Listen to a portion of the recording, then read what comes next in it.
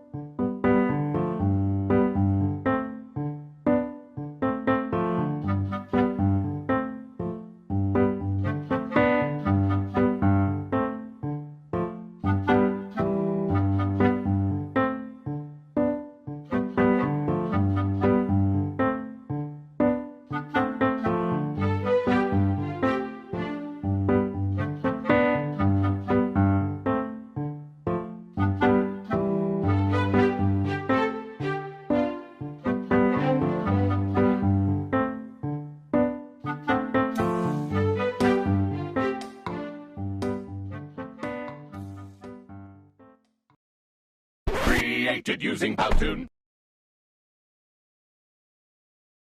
After we have watched the last video clip that I have played, let us move on to our main topic. What is Section 5? No law shall be made respecting an establishment of religion, or prohibiting the free exercise and enjoyment of religious profession and worship, without discrimination or preference, shall forever be allowed. No religious test shall be allowed for the exercise of civil or political rights. This provision is an implement to the doctrine of separation of church and state.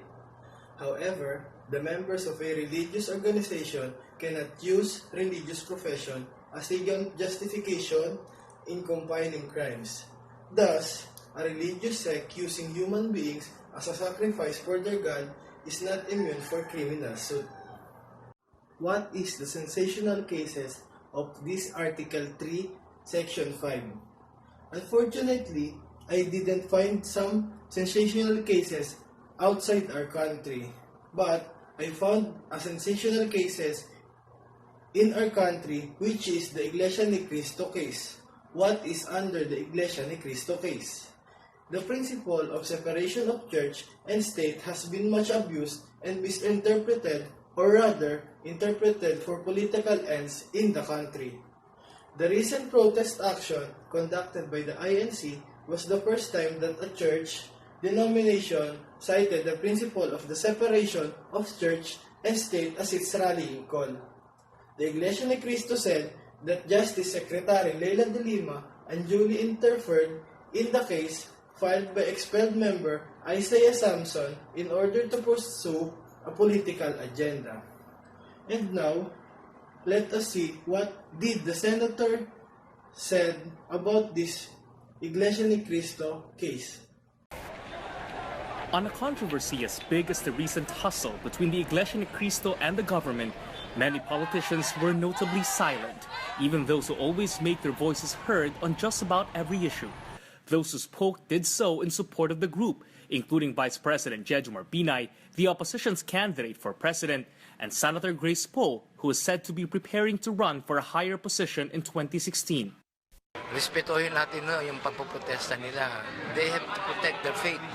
At saka sinisira yung religious institution.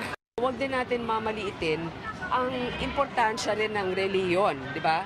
Para sa akin, ang mga tao na yan, ang dinidepensahan nila ay ang kanilang paniniwala. Nirerespeto natin yan at kailangan ay pangalagaan din ang kanilang mga karapatan. Senator Francis Escudero said Justice Secretary Leila de Lima should prioritize her department's investigation on the Mama Sapano incident and let the INC resolve what he believes appears to be a purely internal matter. Senator Ferdinand Marcos Jr. meanwhile criticized the Justice Department's handling of the illegal detention case against some INC officials, saying it created the impression the agency had undue interest in the case. He said the INC has the right to stage a peaceful mass action to express their sentiments in defense of their faith. Both Escudero and Marcos are possible candidates for higher posts in 2016. Politicians who defended the INC drew flack on social media, where netizens ranted against the traffic standstill the demonstration caused. Even the feisty Davao City Mayor Rodrigo Duterte defended the INC's protest. The Constitution, which is the highest law of the land, guarantees under the Bill of Rights for citizens to peaceably assemble for a redress of grievance. I have not seen any unruly or a behavior that would warrant police action. Secretary Mar Rojas, the administration's presidential bet, said while all citizens have the right to be heard and to peaceful assembly, protest actions cannot impinge on the rights of others or cause inconvenience, especially to people going home to rest and be with their families. Senator Aquilino Pimentel III said government has many lessons to learn from the INC's protest and the inconvenience it caused on motorists and commuters. Let us all learn from this incident some lessons. And to review their ordinances pagdating sa grant ng mga permit. And then number two, the enforcement of the conditions of the permit. Dapat nga you're allowed to rally, but not to block a main artery for transportation. And then police and then the LGU must review their protocols. Kung sakaling gawin yan, ano naman ang dapat nilang gawin? Ano naman ang reaction? Is it to arrest? Is it to disperse the crowd?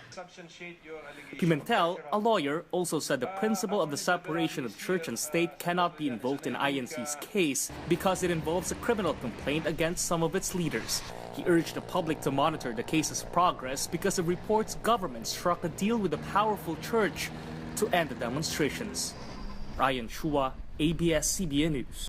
And now, after we have watched the last video clip that I have played, we can see that our senators really understand what is the situation of our co-community member, which is the Iglesia ni Cristo.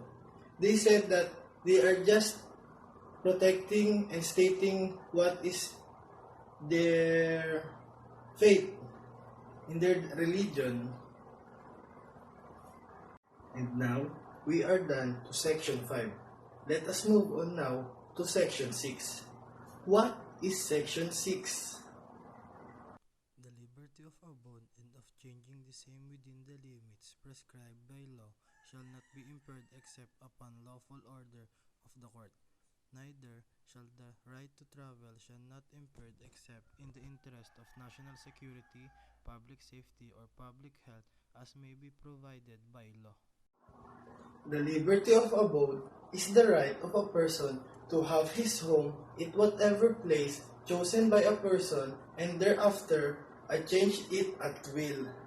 The liberty of travel is the right of a person to go when he pleases without interference from any sources. And now, let us move to the limitations under section 6. First, lawful order of the court and within the limits prescribed. Second, may be curtailed even by administrative officers in the interest of national security, public safety, or public health as may be provided by law. This includes the second limitations. First, you are not allowed to leave the country if the country experiences health crisis. Second, you are not allowed to travel to those countries at war. And the third and the last, you are not allowed to leave the country if you have a criminal cases. And now, for my conclusion, this is only for my opinion. I therefore conclude that in Section 5, we can do anything because of our faith. We can do everything because we are stating ourselves, our faith or paniniwala about to those who naninira sa ating at mga paniniwala. And for my conclusion, in Section 6, I therefore conclude that we have a freedom to abode and to travel. That is all about my topic, the 1987 Philippine Constitution, Article 3, Bill of Rights, Section 5 and 6. Thank you. Keep safe, everyone.